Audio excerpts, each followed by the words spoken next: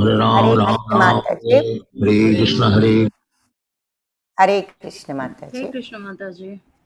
हरे कृष्ण। हरे कृष्ण माता जी। हरे कृष्ण माता जी। हरे कृष्ण. స్క్రీన్ కనిపిస్తుంది కదా మాతాజీ? కనిపిస్తుంది మాతాజీ. లైవ్ స్టార్ట్ అయింది కదా మాతాజీ? అవును మాతాజీ.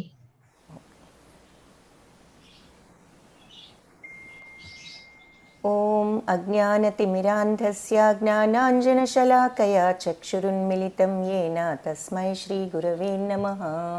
नमो ओं विष्णुपादाय कृष्णप्रेष्ठाय भूतले श्रीमते भक्तिवेदान्तस्वामिन्यिति नामिने. नमस्ते सारस्वते देवे गौरवाणी प्रचारिणे निर्विशेषा शून्यवादी पाश्चात्यदेशतारिणे.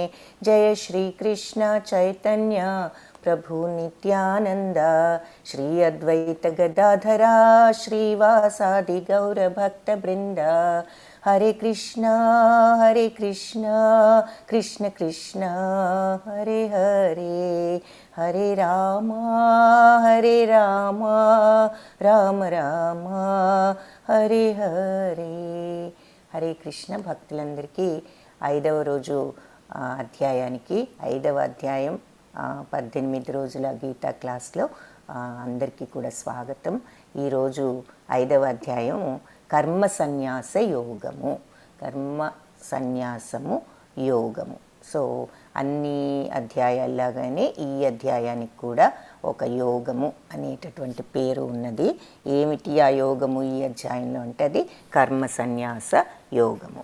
నిన్నేమో 4వ అధ్యాయం చూసాము, జ్ఞాన కర్మ సన్యాస యోగ చూసాము నిన్న. ఈరోజు కర్మ సన్యాస యోగ చూద్దాము. సో అర్జున ఉవాచతో ఇది మొదలు ప్రారంభమైంది.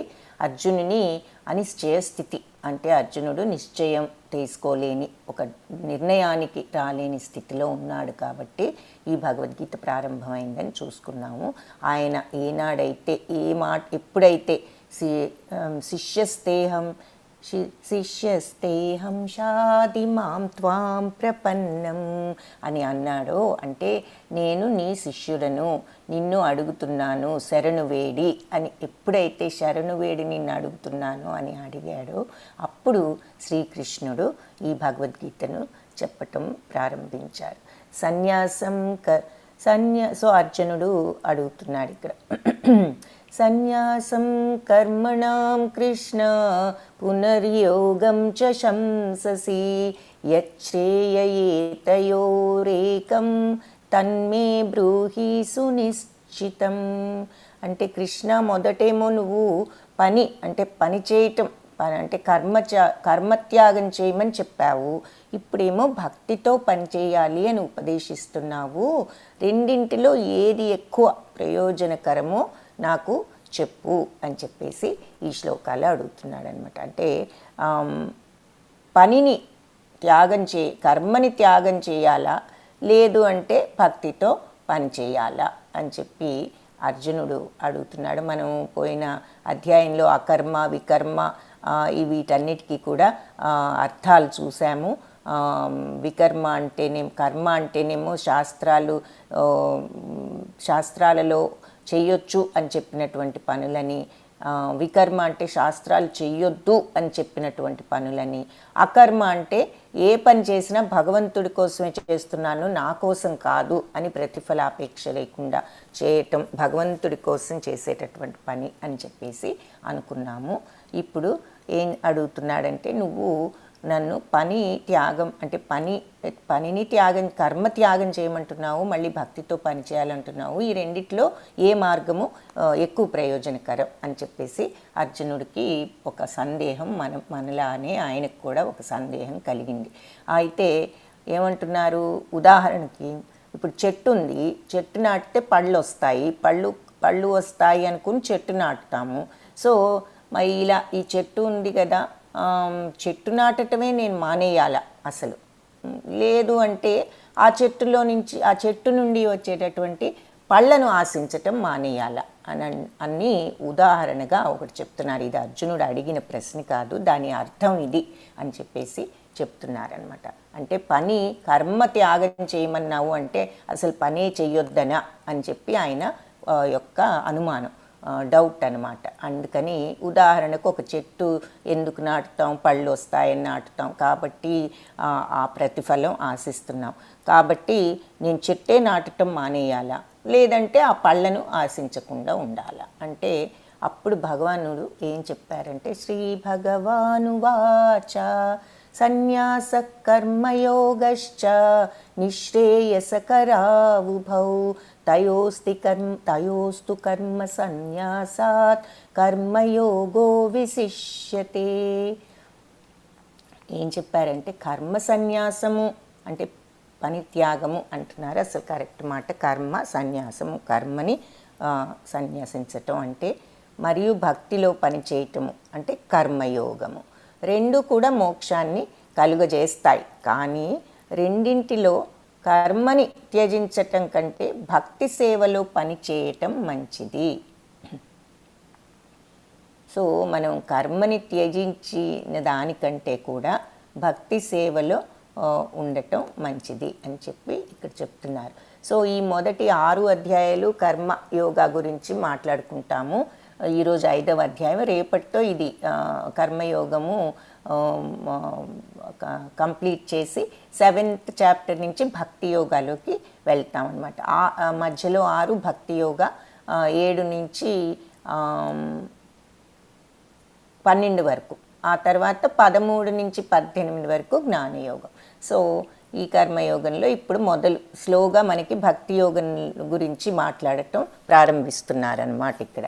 సో భక్తితో పనిచేయటం, కానీ రెండింట్లో ఈ కర్మయోగంలోనూ ఈ భక్తితో పనిచేయటంలో భక్తి సేవే ఎక్కువ మంచిది అని చెప్పేసి, రెండు మంచివే, రెండు కూడా మోక్షాన్ని కలిగిస్తాయి, కలిగించిందేది లేదు, కలిగిస్తాయి. కానీ రెండింటిలో పనిని త్యజించటం కంటే కూడా భక్తి సేవలో చేయటం ఇంకా మంచిది. ఏది ఈ రెండిట్లో ఏది మంచిది అని గనక మనకి ప్రశ్న వస్తే ఇది ఇంకొంచెం మంచిది భక్తి సేవ అని చెప్పేసి చెప్తున్నారు. అయితే నా కోసం చెయ్యి, అక్కడ ఇంపార్టెంట్ పాయింట్ ఏమిటి అంటే నా కోసం చెయ్యి, నేను ఆ ప్రతిఫలం గురించి నేను చూసుకుంటాను అని చెప్పి చెప్తున్నారనమాట. సో గీతలో ముఖ్యంగా మనందరికీ కూడా ఇది తెలిసిన విషయం ఏమిటి అంటే, పని చెయ్యి ప్రతిఫలం గురించి ఆశించకు అని శ్రీకృష్ణ పరమాత్ముడు గీతలో చెప్పారు అన్నది చాలామంది మనలాంటి వాళ్ళకి అంతవరకు తెలుసు విషయం. సో అదే ఇక్కడ ముఖ్యమైన ఒక పాయింట్ అన్నమాట గీతలో. సో పనిని చెయ్యి, నువ్వు చేయవలసిన డ్యూటీని నువ్వు చెయ్యి, కాకపోతే ఆ ప్రతిఫలాన్ని నేను చూసుకుంటాను, నాకు వదిలేసే అని చెప్పేసి చెప్తున్నారు ఇక్కడ. అంటే భక్తులు కాని వాళ్ళు ఏ పని చేసినా ఇదంతా నేనే చేస్తున్నాను, ఈ ధనమంతా నేనే ఆర్జిస్తున్నాను, నా తెలివితేటల వల్లే అనుకుంటాం. అదే భక్తిలో ఉన్న వాళ్ళైతే భక్తులు ఏమనుకుంటారు, ఏది వచ్చినా ఏది జరిగినా భగవత్ ప్రసాదమే అన్నట్లుగా అనుకుంటారు అని ఇక్కడ ఒక ఉదాహరణగా ఈ చిత్రాన్ని చూపిస్తున్నారు. తరువాత ఇంకా భగవంతుడు ఇంకా ఏం చెప్తున్నారు అంటే, ఆ తర్వాత జ్ఞేయస నిత్య సన్యాసి యౌన ద్వేష్టి న కాంక్షతి నిర్ద్వంద్వో హి మహాబాహో సుఖం బంధాత్ ప్రముచ్యతే. సో తన కర్మఫలాలను ద్వేషించనివాడు, కోరనివాడు నిత్య సన్యాసి. సో మనం ఏదైనా కర్మ చేసినప్పుడు దానివల్ల వచ్చే ఫలితాలను మనము కోరుకోకుండా, ఆ తర్వాత ఆ ఫలితాలను ద్వేషించకుండా, ఏదైనా చెడు ఫలితాలు వస్తేను ఏదైనా కానీ, సో వాటి యొక్క రిజల్ట్స్ని గురించి పట్టించుకోనివాడు, వాళ్ళు నిత్య సన్యాసులు. నా ద్వేష్టి నా కాంక్షతి అంటే దానిని ద్వేషించరు. జ్ఞేయస నిత్య సన్యాసి అంటే నిత్యం సన్యాసులైతే వాళ్ళకి జ్ఞానం ఉంటుంది. ఏం జ్ఞానము అంటే యోన ద్వేష్టి న కాంక్షతి, వాళ్ళు ద్వేషించరు, వాళ్ళ కర్మలని కాంక్షించరు కూడా, అంటే ప్రతిఫలాన్ని ద్వేషించరు, కాంక్షించరు అని చెప్తున్నారు. నిర్ద్వంద్వో హి మహాబాహో సుఖం బంధాత్ ప్రముచ్యతే. సో అలాంటి వ్యక్తి నిర్ద్వంద్వాలు, ఈ సకల ద్వంద్వాల నుంచి కూడా విముక్తి పొందుతాడు.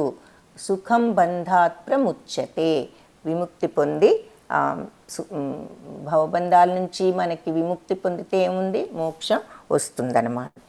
సో మోక్షాన్ని పొంది ఈ భవబంధాల నుంచి విముక్తిని పొంది మోక్షాన్ని పొందుతాడు అని చెప్పి ఈ శ్లోకంలో చెప్తున్నారు. సో ముఖ్య పాయింట్ ఏమిటి అంటే, కర్మఫలాలను కాంక్షించని వాడు, ద్వేషించని వాడు, మనం చేసే పనుల యొక్క ఫలితాలను ఆశించని వాళ్ళు, ఆ తర్వాత అది ఏదన్నా అంటే బాగా ఉంటే ఫలితం కావాలనుకుంటాం, అదే బాగుండకపోతే దాని మీద మనకి ఇదేమిటి ఇలా జరిగింది అనేటటువంటి ఒక తిరస్కార భావం, బాధ ఇవన్నీ ఉంటాయి. సో ఆ రెండు కూడా లేని వాళ్ళు, ఆ కర్మ ఫలితం బాగున్నప్పుడు అది అనుభవించాలనే కోరిక, బాగుండినప్పుడు దానికి వల్ల వచ్చేటటువంటి బాధ, ద్వేషం, ఇవి రెండు కూడా సన్యాసి అయిన జ్ఞానం ఉన్న వాళ్ళు ఉండవు.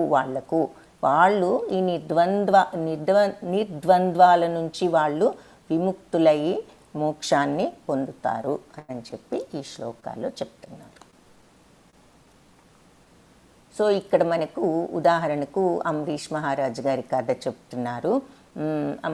అంటే క్లుప్తంగా చెప్పాలంటే ఈ అంబరీష్ మహారాజు గారిని మీద ఉన్న కొంత ద్వేషంతో దుర్వాస మహాముని గురించి వినే ఉంటారు. ఆయన కొంచెం కోపిష్టి. ఆయన అంత పెద్ద తపశ్శక్తి ఉన్న మహర్షి, ఋషి అయినప్పటికీ కూడా ఆయన ఆ ద్వేషం నుంచి బయటపడలేక ఈర్ష్యాసూయల వల్ల ఈ అంబరీష్ మహారాజు గారి దగ్గరికి వచ్చి ఆయన ఉపవాసం, ఏకాదశి రోజున ఉపవాసం ఉంటే ఆయన వస్తే ఈయన ఆతిథ్యం ఇచ్చి ఎంతో సగౌరవంగా ఏమైనా తీసుకోమంటే ఆయన స్నానానికి వెళ్ళి కావాలని ఉపవాసం విరమించాల్సిన సమయం వరకు రాలేదు. అది ఉపవాసం విరమించకపోతే ఆ కరెక్ట్ టైంకి అది కూడా కరెక్ట్ కాదని ఆయన యొక్క కొలువులోని పండితులు, గురువులు ఆయనకు సలహా ఇస్తే అంబరీష్ మహారాజ్ అప్పుడు కొద్దిగా నీరు తీసుకుని ఆ ఉపవాసాన్ని ఆయన ఆపటం జరిగింది, బ్రేక్ చేయటం. అప్పుడు ఆయన ఈ దుర్వాస మహాముని తిరిగి వచ్చి అతి కోపంగా, నేను నీ అతిథినని తెలిసి కూడా నేను లేకుండా నువ్వు ఇలా నీరు తాగటం చాలా తప్పు అని చెప్పేసి ఒక రాక్షసుని సృష్టించటం, ఆయన మీదకు వదలటం, ఇదంతా కూడా జరిగింది. అయినప్పటికీ అంబరీష్ మహారాజు గారు ఏమీ అనకపోయినా ఆయన యొక్క భక్తుడు కాబట్టి, భగవంతుడు ఎప్పుడూ భక్తుల్ని రక్షిస్తూ ఉంటారు కాబట్టి వెంటనే సుదర్శన చక్రాన్ని వదలటం జరిగి సృష్టించిన ఆ మాన్స్ రాక్షసుని చంపివేసి, ఆ తరువాత సుదర్శన చక్రానికి తిరుగులేదు కాబట్టి అది తిరిన్నగా మళ్ళీ ఆ రాక్షసుని భూతాన్ని సృష్టించినటువంటి దుర్వాసుడి మీదకే మళ్ళీ ఆ చక్రం వెళ్ళటం మొదలైంది. దానితో దుర్వాస మహాముని ఎక్కడికి ఎంత పరిగెత్తినా కూడా దాని నుంచి తప్పించుకోలేక బ్రహ్మలోకానికి వెళ్తే ఆయన ఏమి చేయలేనని చెప్తే, శివలోకానికి కైలాసానికి వెళ్తే కైలాసంలో కూడా శివుడు నువ్వు ఇది విష్ణుమూర్తి దగ్గరికే వెళ్ళాలి అని చెప్పేసి సలహా ఇస్తే, ఇక అప్పుడు చివరికి విష్ణుమూర్తి దగ్గరికి వెళ్తే విష్ణుమూర్తి కూడా నాదేమీ లేదు, నువ్వు అంబరీష్ మహారాజుని నువ్వు శరణు వేడు, అప్పుడే నీకు ఈ సుదర్శన చక్రం నుంచి నీకు తప్పించుకోగలుగుతావు అని చెప్తే, ఇక అప్పుడు దుర్వాసుడు తిరిగి వెళ్ళి అంబరీష్ మహారాజు కాళ్ళ మీద పడటం, ఆయన వెంటనే భగవంతుని ప్రార్థిస్తే ఆ సుదర్శన చక్రం వెంటనే వెళ్ళిపోవటం. అంబరీష్ మహారాజు అదే రకంగా ఆయన్ని మాత్రం కూడా తక్కువగా చూడకుండా ఆయనను సగౌరవంగా మళ్ళీ పంపించటం మర్యాదలతో, ఇదంతా కూడా మనకి చిత్రంలో చూపిస్తున్నారు. ఇక్కడ మనం తెలుసుకోవాల్సిన ముఖ్య విషయం ఏమిటి అంటే, అంత పెద్ద తపశ్శక్తి ఉన్నటువంటి ఈ మహాముని దుర్వాసుల కంటే కూడా భక్తితో ఉన్నటువంటి ఈ రాజుగారి యొక్క భక్తి మహత్యం ఏమిటి, భగవంతుడికి ఏది ప్రియము అన్నది మనకి ఇక్కడ తెలుస్తుంది. సో భక్తిలో ఉన్నటువంటి శక్తి అదన్నమాట. అందుకని భక్తి ఎక్కువ ముఖ్యము అని చెప్పి భగవంతుడు చెప్తున్నారు. ఇలా వైరాగ్యము, కర్మ సన్యాసము ఇదంతా చేశారు దుర్వాసముని, కర్మ సన్యాసాలు, తపస్సులు. కానీ ఆ అహంకారాన్ని మనము కనుక వదలకపోతే అది ఏమీ దానివల్ల ఉపయోగం ఉండదు. అంతేకాని భక్తి, నిజమైన భక్తులకు వాళ్ళే అలాంటి గుణాలు లేకుండా ఉండి భగవంతుడికి సేవ చేయగలరు అని చెప్పేసి, దీనికంటే కూడా భక్తే ఎక్కువ ప్రయోజనము, మంచిది అని చెప్పి ఈ ఉదాహరణ, ఈ కథలో మనము తెలుసుకుంటున్నాం. అదే మనకి ఇక్కడ భగవంతుడు చెప్పింది. ఇలా కర్మ సన్యాసం చేయటం కంటే కూడా భక్తి మార్గంలో ఉండటం. ఈయన గృహస్థు అయినప్పటికీ కూడా ఇంత పెద్ద ముని కంటే కూడా చివరికి ఆయనే భగవంతుడిని ప్రార్థించి ఈయనను రక్షించాల్సిన పరిస్థితి ఏర్పడింది. ఎందుకు అంటే అంబరీష్ మహారాజు గారి అనన్య భక్తి వలన. అందుకని భక్తి మార్గమే గొప్పది అని చెప్పేసి చెప్తున్నారు. యోగయుక్తో విశుద్ధాత్మా విజితాత్మా జితేంద్రియ సర్వభూతాత్మ భూతాత్మా కుర్వన్నపి న లిప్యతే. యోగయుక్తో విశుద్ధాత్మా విజితాత్మా జితేంద్రియ సర్వభూతాత్మ భూతాత్మ కుర్వన్నపి న లిప్యతే. భక్తితో పనిచేసేవాడు విశుద్ధుడు, మనోజయం, ఇంద్రియ నిగ్రహం కలిగి సమస్త జీవులలో ఉండే ఆత్మ తన ఆత్మ ఒకటేనని తెలుసుకున్నవాడు. కర్మలు చేసినా ఎలాంటి దోషము అంటదు. సో మనం భక్తితో పనిచేసి విశుద్ధాత్ముడు అంటే మన అంత క్లియర్ కాన్షియన్స్ అన్నమాట. అంటే పరిశుద్ధమైన మనస్సుతో, జితేంద్రియ అంటే ఇంద్రియాలను నిగ్రహించగలిగి, విజితాత్మ అంటే మనస్సును కూడా జయించినవాడు. అంటే మనస్సు అది కావాలి ఇది కావాలని ఇంద్రియాల వల్ల ప్రలోభపడి మనస్సు ఊగిసలాడుతూ ఉంటుంది అని చెప్పుకున్నాం కదా. ఆ ఊగిసలాడే మనస్సును బుద్ధి మంచి మార్గంలో పెట్టడానికి ప్రయత్నిస్తుంది. ఒక్కొక్కసారి ఆ ప్రయత్నం ఫలిస్తుంది, ఒక్కొక్కసారి ఫలించదు. ఫలించినప్పుడు మంచి మార్గంలోకి వెళ్తూ ఉంటాము, ఫలించకపోతే చెడు మార్గాన్ని అనుసరిస్తూ ఉంటాము. సో ఇది కానీ పరిశుద్ధమైన మనస్సు, పరిశుద్ధమైన ఆత్మ, యోగయుక్తో అంటే ఇలా ఈ భక్తి మార్గంలో ఉంటూ పరిశుద్ధమైన మనస్సుతో ఈ మనస్సును జయించిన వాడు విజితాత్మ. జితేంద్రియ ఇంద్రియాలను కూడా అదుపులో ఉంచుకున్నవాడు. సర్వజీవులలో ఉండే సర్వభూతాత్మ భూతాత్మ, సర్వజీవులలో ఉండే ఆత్మ తన ఆత్మ కూడా ఒక్కటే. అన్నీ కూడా భగవంతుని యొక్క అంశలే. అందుకే అందరిలోనూ భగవంతుణ్ణి చూడగలిగిన వాడు అని దీని అర్థం అన్నమాట. అలాంటి వాడు కర్మలు చేసినా కూడా వాళ్ళకి ఏ దోషము అంటదు. సో అలా ఉండాలి అంటే మనకు ఉండాల్సినటువంటి లక్షణాలు ఏమిటి అంటే, మనం శ్రద్ధగా శుద్ధమైన ఆత్మతో మనస్సును కూడా జయించగలిగి ఇంద్రియాలను నియంత్రించుకొని అందరినీ కూడా భగవంతుడి యొక్క అంశలే అన్నట్లుగా చూడగలిగిన వాళ్ళు అని చెప్పి అర్థము.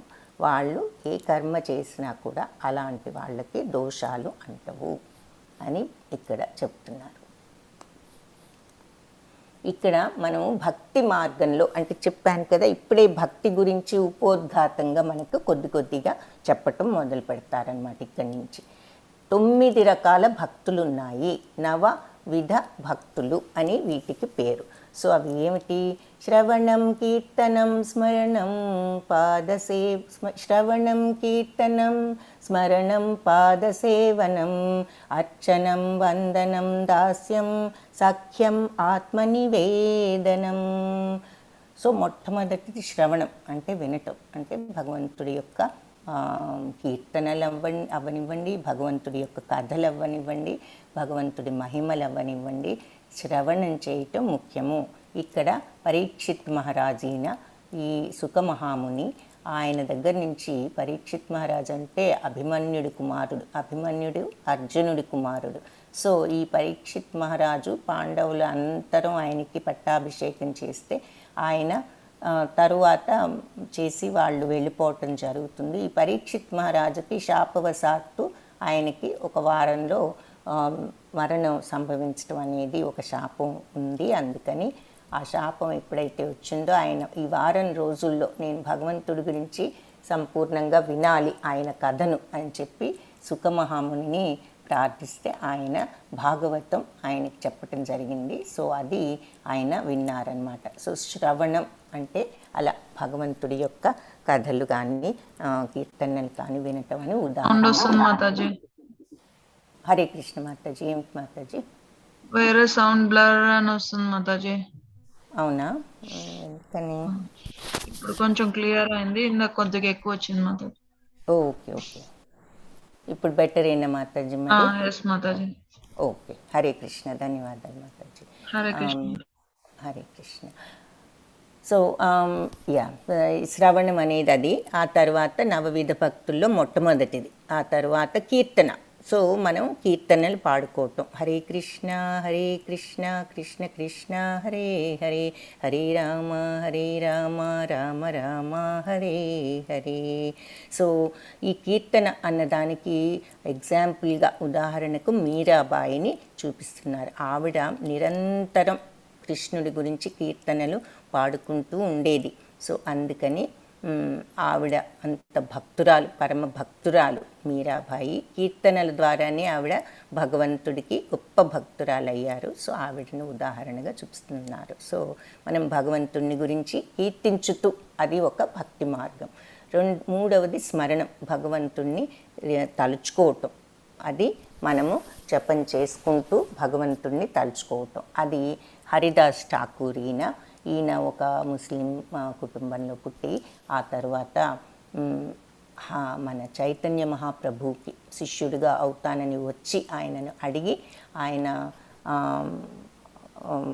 ఆయన ఇచ్చినటువంటి మంత్రోపదేశం చేయమని కూడా ఆయనను ప్రాధేయపడి ఆ మంత్రోపదేశాన్ని తీసుకుని నిరంతరము ఈ హరే కృష్ణ మంత్రాన్ని జపిస్తూ ఉండేవారు. నామాచారి అన్న బిరుదు కూడా అందుకని ఈయనకు వచ్చింది.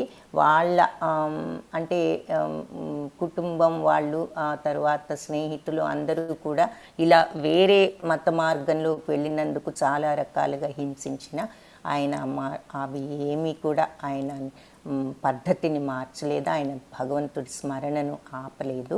ఆ రకంగానే ఆయన చివరికి వాళ్ళందరూ కూడా తీసుకువెళ్ళి నదిలో పడేస్తే చైతన్య మహాప్రభు రక్షించిన తర్వాత ఆయన ఇంక మోక్షాన్ని ప్రసాదించు, నేను ఇంక ఇక్కడ ఉండలేను అని అడిగితే అప్పుడు ఆయనకి మోక్షాన్ని ప్రసాదించటం జరిగింది. సో ఈ స్మరణం అనే దానికి ఉదాహరణగా హరిదాస్ ఠాకూర్ని మనకి ఇక్కడ చూపిస్తున్నారు. పాదసేవనం. పాదసేవనం అంటే దానికి భగవంతుడి యొక్క పాదాలు మనం పాదసేవ చేయటం. దానికి గొప్ప ఉదాహరణ ఎవరు అంటే లక్ష్మీదేవి. ఆవిడ నిరంతరం కూడా నారాయణుడి పాదసేవ చేస్తూ ఉండటాన్ని మనకు ఉదాహరణగా చూపిస్తున్నారు. ఆ తర్వాత అర్చనం అంటే భగవంతుడికి అర్చన చేయటం. సరే, మనము మనస్ఫూర్తిగా పూజ అర్చన చేయటం. తరువాత మెట్టు, ఆ తరువాత వందనం, భగవంతుడికి నమస్కారాలు వందనాలు అర్పించటం. అయితే దీనికి ఉదాహరణగా ధ్రువ మహారాజుని చూపిస్తున్నారు. ఈ ధ్రువ మహారాజు 5 సంవత్సరాల వయసులో సవతి తల్లి తండ్రి ఒడిలో కూర్చొనివ్వనందున ఆయన దుఃఖించి తల్లి సలహా మేరకు అది ఎలా తండ్రి ప్రేమకు ఎలా పాత్రుడవ్వాలి, ఆ రాజ్యానికి కూడా అనర్హుడవని సవత్తల్లి చెప్పబట్టి, నువ్వు నా కొడుకు కాబట్టి నీకు రాజ్యం కూడా రాదు, నీ తండ్రి ప్రేమ లేదు అని చెప్పబట్టి ఆ దుఃఖంతో ఆయన భగవంతుణ్ణే అడగాలి, ఇంకెవరు కూడా నాకు సహాయం చేసే స్థితిలో లేరు అని తల్లి చెప్పిన సలహా ప్రకారం అడవికి వెళ్ళి 5 సంవత్సరాల వయసులో తీవ్ర తపస్సు 6 నెలల పాటు చేస్తే, ఆ చేసే ముందు నారద మహాముని ఇచ్చినటువంటి ఓం నమో భగవతే వాసుదేవాయ మంత్రోపాసనతో ఆయన ఈ తపస్సు చేసేసరికి 6 నెలలకి మొత్తం ప్రపంచం అంతా కూడా ఊగిపోయేంత తపస్సు చేస్తే అప్పుడు ఈ మునులు వాళ్ళంతా కూడా వెళ్ళి విష్ణుమూర్తితో మొరపెట్టుకుని, ఈ తపస్సు ఇంత తీవ్రంగా ఉంది ప్రభు, నీవు వెళ్ళి ఈ ఈ ఈ బాలుడికి కనిపించాల్సిన అవసరం ఉందని ప్రార్థించారు. ఆ తర్వాత విష్ణుమూర్తి సరి అయిన సమయం 6 నెలలకు వెళ్ళి అంత తక్కువ వ్యవధిలో మెప్పించగలిగారు. 5 సంవత్సరాల వయసులో ధ్రువ మహారాజు ఆ రకంగా నమస్కారం చేస్తూ ఆయన చేసిన తపస్సు. సో భగవంతుడు ప్రత్యక్షమైన తర్వాత అన్నీ మర్చిపోయి నాకేమీ అక్కర్లేదు అని చెప్పినప్పటికీ భగవంతుడు అన్నీ ఇచ్చి ఆ తర్వాత ఈనాటికి కూడా ధ్రువ నక్షత్రం అని మనం చూస్తూ ఉంటాము. ఆ ధ్రువ లోకానికి ఆయన శరీరం వదిలిన తర్వాత కూడా ఆ లోకానికి అధిపతిగా ఉండేటట్లు భగవంతుడు అనుగ్రహిస్తారనమాట. ఆ ధ్రువ మహారాజుని ఇక్కడ మనం చూస్తున్నాం వందనం అన్నదానికి ఉదాహరణగా. ఇంకపోతే దాస్యానికి మన ఆంజనేయుడు హనుమంతుడి కంటే కూడా గొప్ప ఉదాహరణ ఎక్కడా కూడా లేదు. ఆయన శ్రీరామచంద్రుడికి నమ్మిన బంటు అనేది మనకి ఆ మాట కూడా గొప్ప ఉదాహరణ హనుమంతుడే. సో శ్రీరాములకి అలా ఉండేటటువంటి ఆ దాస్య భక్తితో ఆయన యొక్క గొప్పతనాన్ని మనం చూస్తున్నాము. సో దాస్యానికి ఉదాహరణ, దాస్య భక్తికి ఉదాహరణ ఎవరు అంటే హనుమాన్. ఆ తర్వాత సఖ్యం అంటే భగవంతుణ్ణి ఒక స్నేహితుడిగా కూడా మనము భక్తి మార్గంలో ఉండొచ్చు. మన భగవంతుడే మన మిత్రుడు, మన సఖ్యుడు అని చెప్పేసి ఆ సఖ్యంతో అది దానికి ఉదాహరణ ఎవరు అంటే అర్జునుడు. కృష్ణార్జునుల మైత్రి ఎంతో గాఢమైనది అయినప్పటికీ కూడా అర్జునుడికి కృష్ణుడు దైవమని తెలుసు. చివరి మెట్టు ఆత్మనివేదనం అంటే కంప్లీట్గా పూర్తిగా భగవంతుడికి శరణాగతి అవ్వటము. అంటే ఏది చేసినా ఇక మనం అన్నీ భగవంతుడికి వదిలేసి ఇక మన ఈ భౌతిక శరీరం అనే దాని మీద దృష్టి లేని స్థితి అంతా కూడా సచ్చిత్ ఆనందంలో ఎవరైతే నెలకొంటారో ఆ స్థితిలోకి వెళ్తారో అది ఆత్మనివేదనం స్థితి అన్నమాట. సో ఇవి ఈ 9 విధాలైనటువంటి భక్తులు అని ఇక్కడ మనకి ఉదాహరణలతో సహా చూపించారు. తర్వాత శ్లోకం బ్రహ్మణ్యాదాయ కర్మాణి సంగం త్యక్త్వా కరోతి లిప్యతేన స పాపేన పద్మపత్రం భగవంతుడికి అర్పించమని చెప్పారు కదా. ఆసక్తి లేకుండా వాటి మీద ద్వేషం లేకుండా ఏదీ లేకుండా ఉండాలి. అలా కర్తవ్యాన్ని నిర్వహించే వాళ్ళు ఎలా ఉంటారు అంటే తామర ఆకు మీద నీటి బొట్టులాగా తడవకుండా పాపచర్యల ద్వారా ప్రభావితం కారు. అలా ఉంటే మనకి ఏ పాపాలు కూడా అంటుకోవు అని చెప్పి, తామరాకు మీద నీరు ఉన్నా కూడా దానికి తడి ఎలా అంటుకోదో అలాగే మనం కర్మలు చేసినప్పటికీ ఆ కర్మల యొక్క ఫలితాలు మనం ఆశించకుండా ఉండి ద్వేషించకుండాను ఉండి అది నా డ్యూటీ అన్నట్లుగా మనం చేసుకుపోతే ఆ కర్మల యొక్క ఫలితాలు ఏదన్నా ఉన్నా మనకి పాపాలు ఇక అలా పనులు చేయగలిగితే మనకు పాపాలు అనేవి అంటవు. తామరాకు మీద నీటి వల్ల దానికి తడి ఎలా అయితే అంటదో మనకు కూడా ఈ కర్మల వల్ల పాపాలు అంటవు అని చెప్పేసి ఈ శ్లోకాలు చెప్తున్నారు. సో ఇక్కడ మనకి ప్రభుపాదులు ఆయన తన యొక్క కర్మ ఏమిటి అంటే అందరికీ కూడా భగవంతుని గురించి చెప్పటము. ఈ తెలియని వాళ్లకు పాశ్చాత్యులకు అందరికీ కూడా ఆయన అది ఒక తన యొక్క బాధ్యతగా ఆయన అందరికీ ఈ బోధను చేయటం జరిగింది. అది ఈ చిత్రంలో చూపిస్తున్నారు. సర్వకర్మాణి మనసా సన్యస్యాస్తే సుఖం వశీ నవద్వారే పురే దేహి నైవ కుర్వన్న కారయన్. సో దేహదారి తన స్వభావాన్ని నియంత్రించి అన్ని కర్మలను మానసికంగా త్యజించినప్పుడు ఇది ఇక్కడ ముఖ్యమైన పాయింట్. పని చేయకుండా శారీరకంగా పని చేయకుండా కూర్చోండని కాదు, మానసికంగా నువ్వు శారీరకంగా చెయ్యి కానీ మానసికంగా నువ్వు వాటిని త్యజించు. కర్మ చేయటానికి కారణం కాకుండా 9 ద్వారాలు ఉన్న నగరంలో సంతోషంగా నివసిస్తాడు. సో ఎప్పుడు తన స్వభావాన్ని నియంత్రించి, అంటే ఇంద్రియాలను మనస్సును నియంత్రించగలిగి అంటే ఏది ఇంద్రియాలను నియంత్రించడం అంటే అవి చూపించే కోరికలు ప్రలోభాలకి గురి కాకుండా మనస్సును కూడా, అప్పుడు మనస్సే కదా ప్రలోభపడి, ఇంద్రియాల వల్ల ప్రలోభపడి ఊగిసలాడేది. సో ఇంద్రియాలను నియంత్రించి ముందుగా, తర్వాత మనస్సును కూడా నియంత్రించగలిగిన వాడు. అలాంటి వాడు కర్మలను మానసికంగా త్యజించితే అప్పుడు కర్మ చేయటానికి కారణం కాకుండా 9 ద్వారాలు ఉన్న నగరంలో, అంటే మన భౌతిక శరీరంలో సంతోషంగా నివసిస్తాడు. సో మన శరీరాన్ని 9 ద్వారాలు ఉన్న నగరం అని ఇక్కడ పిలుస్తున్నారు. నవరంధ్రముల కాయం అంటారు. అలాగే నవద్వారే పురే దేహి అంటే 4 ద్వారాలు ఉన్నటువంటి ఒక నగరము ఈ శరీరము అని. సో ఈ శరీరంలో మన సంతోషంగా ఉంటాము ఎప్పుడు అంటే మనం ఎప్పుడైతే ఈ ఇంద్రియాలను మనస్సును నియంత్రించి అన్ని కర్మలను మానసికంగా త్యజించినప్పుడు అని చెప్పేసి చెప్తున్నారు. మళ్ళీ విద్యా వినయ సంపన్నే, తర్వాత ఇక్కడేమో అలా అన్ని కర్మలు త్యజించి మనం ఉండాలి, చేసినా కూడా అన్నారు. ఇప్పుడు ఇక్కడ సమదృష్టి, ఇందాక కూడా ఈ పాయింట్ చెప్తున్నాం. సమదృష్టి ఏది? అన్ని భూతాలలోనూ భూతాత్మ అంటే అన్ని ఆత్మలలోనూ ఉన్నది ఒక్కటే, పరమాత్మే అన్నది తెలుసుకున్న వాళ్ళు అని చెప్పి దాని అర్థము. సో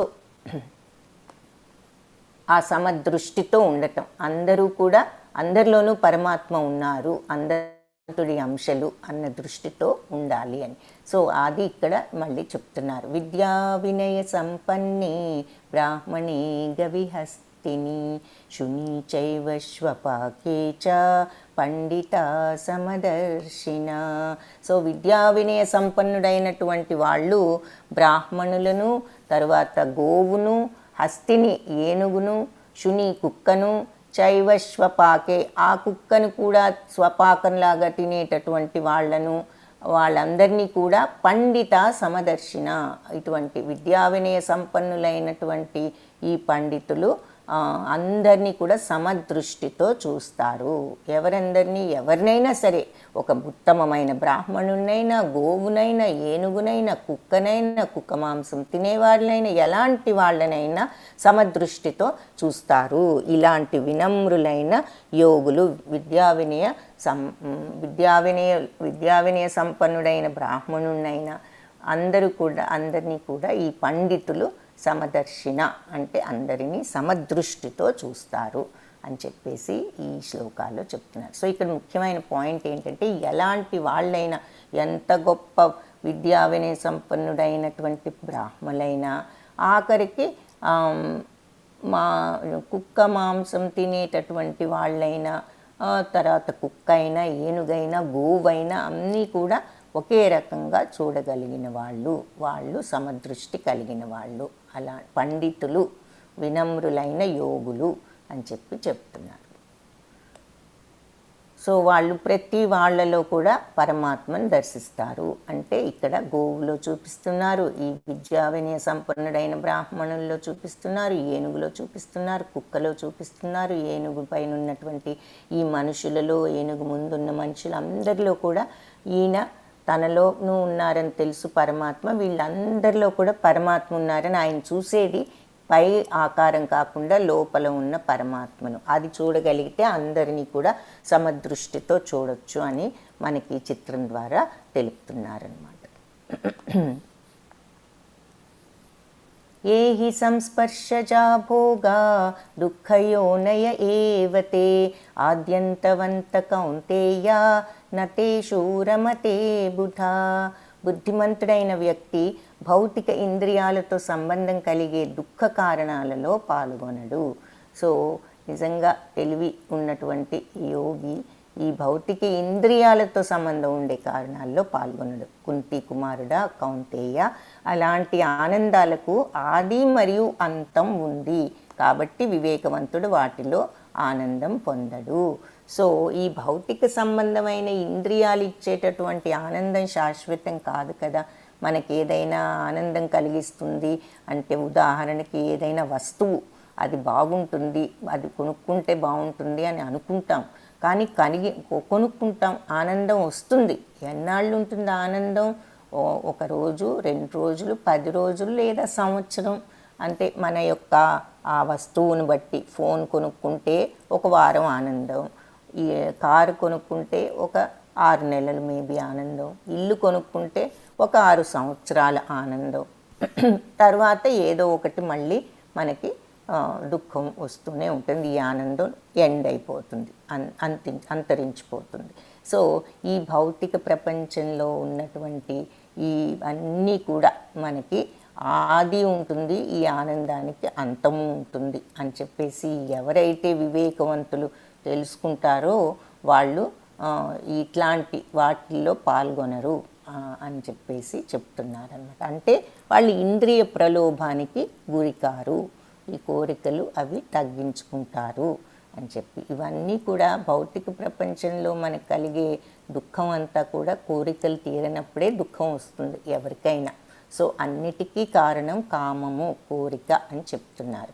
సో వివేకవంతులు వాటిలో ఆనందం పొందకుండా ఈ కోరికలు అన్నిటికీ కూడా మొదలనేది, తుది అనేది ఉన్నది అని ఎవరైతే గుర్తిస్తారో ఆ కోరికలను వాళ్ళు తగ్గించుకుని ఆ రకంగా వాళ్ళు దుఃఖాల నుంచి విముక్తి పొందుతారు అని చెప్పేసి చెప్తున్నారు. తర్వాత ఈ కోరికలు ఏమిటి అంటే ఇంద్రియాలతో సంబంధం కలిగే దుఃఖ కారణాలు. సో ఇంద్రియాలతో మనం ఎప్పుడైతే ముడిపెట్టుకుంటామో వాటి ప్రలోభాలకు మనం గురవుతాం, మనం ఈ దుఃఖాలకు గురవుతాం.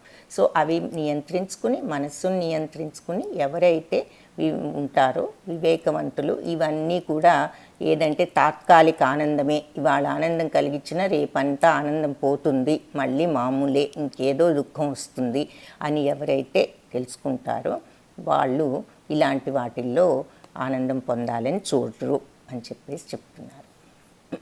ఇంద్రియ వస్తువు వల్ల మనకి ఎలాంటి దుఃఖాలు వస్తాయి అన్నది ఉదాహరణగా ఇక్కడ చూపిస్తున్నారు. అగ్ని, దాని మెరుపు చూసి వెళ్తే ఏమైపోతాయి ఈ పురుగులన్నీ. అలాగే పాపం ఈ లేడీలకు వాటికి సంగీతం అంటే ఇష్టం, అది విన్నప్పుడు అవి ఆగిపోయి వింటూ ఉంటాయి. అలాగే ఒక్కొక్కసారి వాటి ప్రాణాలకు కూడా హాని కలుగుతూ ఉంటుంది దాని వలన. తర్వాత ఏనుగు, ఐ థింక్ ఈ మగ ఏనుగులు ఆడ ఏనుగు వెనక వెళ్తూ ఉంటాయి. వాటిని క్యాప్చర్ చేయటానికి ఇలా గోతులు తవ్వి పైన ఇది వేసి ఒక ఆడ ఏనుగు పంపటం, దాని వెనక వెళ్ళి అందులో పడటం జరుగుతుంది.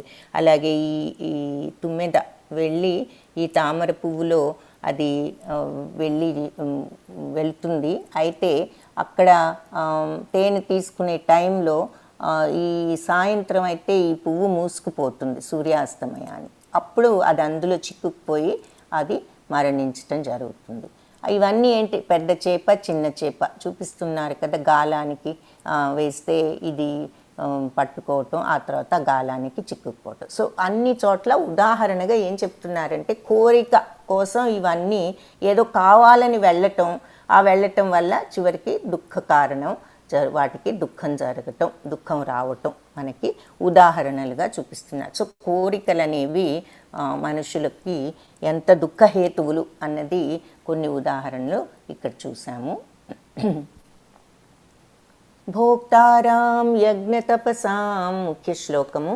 సర్వలోకామహేశ్వరం సుహృదం సర్వభూతానాం జ్ఞాత్వా మాం శాంతిం రుచ్యతి. ఇది భగవంతుడు, ఇది మనం గుర్తుంచుకోవాలి. సమస్త యజ్ఞాలకు, యజ్ఞ తపస్సులకు భోక్తారం, నేను భోక్తను, అన్నీ కూడా నేనే వాటిని అన్నిటినీ కూడా అనుభవించేది. సమస్త యజ్ఞము అన్న మాటకు అర్థం ఏమిటి అంటే, నిజమైన యజ్ఞము ఆ యజ్ఞం ముందు మనం అగ్నిలో ఈ సమిధలు వేస్తూ వేద మంత్రాలు పఠిస్తూ చదివే యజ్ఞము ఎలాగూ యజ్ఞమే. కానీ ఏ పనినైనా భగవంతుని కోసం చేస్తున్నామని త్రికరణ శుద్ధిగా మనము చేసి ఆ ఫలితాన్ని భగవంతుడికి మనస్ఫూర్తిగా అర్పిస్తే ఎంత చిన్న పనైనా అది యజ్ఞంతో సమానము. ఈ కలియుగ ధర్మం ఏమిటి అంటే, సరే యజ్ఞం కలియుగంలో మనం ఈ అగ్ని ముందు కూర్చుని ఈ యజ్ఞాలన్నిటికంటే కలియుగ యజ్ఞం నామజపము అని చెప్పుకున్నాము. అదే కాకుండా నిత్య జీవితంలో ఏ పని అయినా సరే మనం భగవంతుని కోసం చేస్తున్నాము అనుకుని మనము మనస్ఫూర్తిగా ఆ భావనతో గనక చేస్తే అది యజ్ఞంతో సమానము. సో ఆ పని యొక్క ఫలితం అనుభవించే భోక్త భగవంతుడే. అన్ని యజ్ఞాలకు భోక్త భగవంతుడే. మనము త్రికరణ శుద్ధిగా భగవంతుడి కోసం చేస్తున్నాము అనుకునే మన కర్మ, ఆ యజ్ఞం కూడా భోక్త భగవంతుడే. సో సర్వలోక మహేశ్వరం, అన్ని లోకాలకు ఆయనే దేవాది దేవుడు. సుహృదం సర్వభూతానాం, అందరు జీవులకు కూడా ఆయన శ్రేయోభిలాషి, సుహృదం, మన మంచిని కోరే ఆయన. జ్ఞాత్వా మాం శాంతిం మృచ్చతి, ఇది తెలుసుకున్న వాళ్ళు ఎప్పుడు కూడా భక్తులు శాంతిని పొందుతారు. ఏం తెలుసుకున్న వాళ్ళు? ఏ పని చేసినా అది భగవంతుడి యొక్క ఆయనకే చెందుతుంది. సో భగవంతుణ్ణి తృప్తిపరిచే విధంగా మనము పని చేయాలి.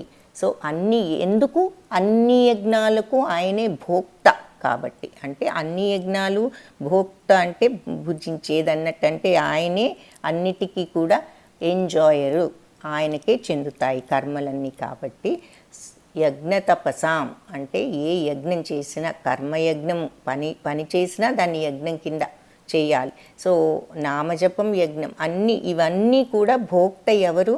మన యజ్ఞాలకు, తపస్సులకు అన్నిటికీ భోక్త భగవంతుడే. సో సర్వలోకానికి మహేశ్వరుడు, సుహృదం సర్వభూతానం, అందరి మంచి కోరేవాళ్ళు అని చెప్పి భగవంతుడిని ఎవరైతే తెలుసుకుంటారో వాళ్ళు జ్ఞాత్వా మాం శాంతి మృచ్చతి, వాళ్ళు ఇప్పుడు శాంతితో ఉంటారు. దీన్నే శాంతి మంత్రం, పీస్ ఇదని కూడా పీస్ మంత్రాన్ని కూడా చెప్తారు. భగవంతుడు అన్నిటికీ కూడా భోక్త, భగవంతుడు అందరికీ కూడా దేవాది దేవుడు, భగవంతుడు అందరి యొక్క శ్రేయోభిలాషి అని మనం తెలుసుకుంటే ఈ 3 విషయాలు మనకు శాంతి వస్తుంది, శాంతిని పొందుతాము. ఈ రకమైన మైండ్ సెట్తో ఉంటే మనం ఏమిటి అంటే, ఏ పని చేసినా ఇది భగవంతుడే, ఈ ఫలితం భగవంతుడికి వెళ్తుంది అనుకోవటం. భగవంతుడే దేవాది దేవుడు, మనందరి శ్రేయోభిలాషి. ఈ 3 విషయాలు ఎవరైతే తెలుసుకుంటారో వాళ్ళు అలాంటి భక్తులు శాంతితో ఉంటారు అని చెప్తున్నారు. సర్వలోక మహేశ్వరం అంటే ఆయనే అన్ని లోకాలకు కూడా దేవాది దేవుడు, నియంత్రించేది ఆయనే లోకాలను, ఈ గోళాలను, మొత్తం విశ్వాన్ని. సుహృదం సర్వభూతానాం, అందరికీ కూడా నిజమైన స్నేహితుడు భగవంతుడే. ఇక్కడ కృష్ణుడు వాళ్ళ గోపాలురు వీళ్ళందరితో ఎంతో స్నేహంగా ఉండటాన్ని ఈ చిత్రంలో ఉదాహరణగా చూపిస్తున్నారు. సో 3 పీస్ ఫార్ములా అంటే శాంతి మంత్రం ఏమిటి అంటే, ఈ భోక్తారాం యజ్ఞ తపస శ్లోకమే మన శాంతి మంత్రం. ఏంటి? మొదటి మాట భోక్తారాం యజ్ఞ తపస అంటే Krishna is the supreme enjoyer, ఆయనే అన్నిటికీ భోక్త, అన్ని కర్మలకు భోక్త ఎవరు? యజ్ఞాలకు. అంటే ఇక్కడ యజ్ఞం అంటే నిజమైన యజ్ఞమే కాదు, ఏ పని చేసినా మనస్ఫూర్తిగా భగవంతుడి కోసము అనుకుని చేస్తే అది యజ్ఞంతో సమానము అనుకున్నాము. అది ముఖ్యంగా మనం గుర్తుంచుకోవాల్సిన విషయం అనమాట. అలా ఏ పనినైనా యజ్ఞంలాగా భగవంతుడి కోసం అనుకుని ఎంత చిన్న పనైనా మనం చేస్తే అది యజ్ఞం కింద అవుతుంది, ఆ భావంతో చేస్తే. సో ఆ యజ్ఞం ఎవరికి చెందుతుంది? భగవంతుడికి చెందుతుంది. ఆయనే అన్నిటికీ కూడా సుప్రీం ఎంజాయర్, భోక్త, చరమ భోక్త. తర్వాత భగవంతుడు సర్వలోక మహేశ్వరం, ఆయనే లోకాలన్నీ నియంత్రించేవారు. ఆ తర్వాత సుహృదం సర్వభూతానాం, మనందరి యొక్క మంచిని కోరేవాళ్ళు. ఇది శాంతి మంత్రం. జ్ఞాత్వా మాం శాంతి మృచ్చతి, ఇది తెలుసుకుంటే మనకు శాంతి లభిస్తుంది అని చెప్తున్నారు. హరే కృష్ణ కృష్ణ కృష్ణ హరే హరే, హరే రామ రామ రామ హరే హరే, కృష్ణం వందే జగద్గురుం అని మనము భజన చేసుకోవాలి భగవంతుడికి. ఇంతటితో 5వ అధ్యాయాన్ని ఈరోజు కర్మ సన్యాస యోగాన్ని మనము పూర్తి చేశాము. ఇప్పుడు ఆ, ఈ పోల్ చూద్దురు కానీ పోల్ చెప్పిన తర్వాత ఏదైనా ప్రశ్న ఉంటే చూడొచ్చు. హరే కృష్ణ మాతాజీ, పోల్ కనిపిస్తోంది కదా. ఈ పోల్ అనేది మీకు క్విజ్తో ఏమీ సంబంధం లేదు. క్లాస్లో మీరు విన్నది మీకు మీ యొక్క ఇంట్రెస్ట్ ఇంకా వృద్ధి చేయటానికి, మీకు ఇంకా కొంచెం సబ్జెక్ట్ మ్యాటర్ బాగా అర్థం కావటానికి ఈ పోల్ అనేది పెడుతున్నాము. మీరంతా కూడా మీ వాట్సాప్ గ్రూప్లో వచ్చేటటువంటి ఆ క్విజ్ లింక్స్కి వెళ్ళి మీరు క్విజ్ తీసుకోవాలి. ఫస్ట్ క్విజ్ కంపల్సరీ, అది తీసుకోకపోతే మీకు ఆ మిగతా 17 క్విజులు చేసినా కూడా మీకు సర్టిఫికెట్ రాదు. సో అందరు కూడా వాట్సాప్ గ్రూప్ క్విజెస్ తప్పనిసరిగా చేసేసి ముందుగా ఫస్ట్ క్విజ్ కంప్లీట్ చేయండి. తర్వాత వచ్చినట్లుగా కంప్లీట్ చేయడానికి ప్రయత్నించండి. ఎవరైనా క్లాస్కి రాలేదు అనుకుంటే నేను ఎలా చేయాలి, క్లాస్ మిస్ అయ్యాను కదా, ఈ క్విజ్ ఎలా చేయగలను అనుకుంటే 2 మార్గాలు. ఒకటి, యూట్యూబ్ ఛానల్కి వెళ్ళి మీరు ఆ రోజు క్లాస్ ఏదో వెతుక్కుని అది చూసుకుని మీరు చేయొచ్చు. రెండవది, మీరు పుస్తకాన్ని చూసారంటే మీకు తెలియని అటువంటి సమాధానమే ఉండదు. సో మీరు క్విజ్ చేసేటప్పుడు పుస్తకాన్ని రిఫర్ చేసుకోండి. పీడిఎఫ్స్ అన్ని పోస్ట్ చేశారు, గీతా పీడిఎఫ్స్, అది చూసుకోవచ్చు. లేదు అంటే మీ అన్నిటికంటే బెస్ట్ మీరు పుస్తకం ఆర్డర్ ఇచ్చుకుంటే కనుక మీకు చేతిలోనే ఉంటుంది. ఎప్పుడైనా మీకు చదువుకోవటానికి కూడా అప్పుడే వీలుగా ఉంటుంది. ఏ శ్లోకం కావాలంటే ఆ శ్లోకానికి మీరు పేజ్ తిప్పుకుని చూసుకుని ప్రతిపదార్థంతో సహా అర్థం చేసుకోవచ్చు. సో అదే కాకుండా ఆ సెట్లో మీకు జపమాల ఒకటి, తర్వాత ఇంకా మా ఆధ్యాత్మిక ప్రశ్న సమాధానాలు పుస్తకం ఒకటి, ఆత్మసాక్షాత్కార యోగం ఒకటి, ఈ పుస్తకాలు కూడా వస్తాయి. ఐ థింక్ 600 సెట్ అనుకుంటా. మీకు భగవద్గీతతో సహా ఈ మిగిలినవన్నీ కూడా వస్తాయి. మీరు తీసుకోగలిగితే మీకు అది ఒక మంచి దగ్గర ఉంచుకోవాల్సినటువంటి పుస్తకాలు. సో మీరు తీసుకోగలిగితే అది ట్రై చేయండి. లేదంటే మీకు పీడిఎఫ్ కూడా గ్రూప్స్లో పెట్టారు కాబట్టి ఆ పీడిఎఫ్ అయినా సరే ఓపెన్ చేసి ఆ అధ్యాయం మీరు ఆన్సర్ చేయొచ్చు. సో ప్రస్తుతం ఇక్కడ ఈ పోల్ ఆన్సర్ చేయండి. మీకు అప్పుడు అసలు లెసన్లో కొంత విషయం ఇంకా అర్థమవుతుంది. హరే కృష్ణ మాతాజీ. హరే కృష్ణ మాతాజీ. కనిపిస్తుందా? లేదంటే లేదు మాతాజీ, నాకు ల్యాప్టాప్ లో ఉండే వరకు అసలు పోల్ రావట్లేదు మాతాజీ. ఓకే సరే, ఇట్స్ ఓకే మాతాజీ. నేను చదువుతానైతే. లేకపోతే వీళ్ళు పెడతారులేండి మాతాజీ, మీరు లాస్ట్ లో క్వశ్చన్స్ తీసుకుందాము. వీళ్ళు ఇంతలోకి కరెక్ట్ చేశారా లేదా లాస్ట్ ఆన్సర్స్ చెప్పండి మాతాజీ. ఓకే. అది బెటర్ మాతాజీ, 2 సార్లు చదవకంటే. డౌట్స్ సుగుణ గారు ఎవరో హ్యాండ్ రైజ్ చేశారు, ఇవ్వమంటారా మాతాజీ? అన్మ్యూట్ చేయమంటారు? సో ఎవరైనా చేయండి మాతాజీ. ఎవరైనా ఏదైనా ప్రశ్న అర్థం కాకపోతే అప్పుడు హ్యాండ్ రైజ్ చేయండి, అప్పుడు చదవచ్చు. మీరు స్టార్ట్ చేసి పోల్ చేసుకోవచ్చు. హరే కృష్ణ మాతాజీ. మాతాజీ చెప్పండి మాతాజీ. సుగుణ గారు. మాతాజీ లైవ్ ఉంది మాతాజీ. ఇంకా థ్యాంక్స్ మాతాజీ లైవ్ మాతాజీ. హరే కృష్ణ మాతాజీ. హరే కృష్ణ మాతాజీ చెప్పండి.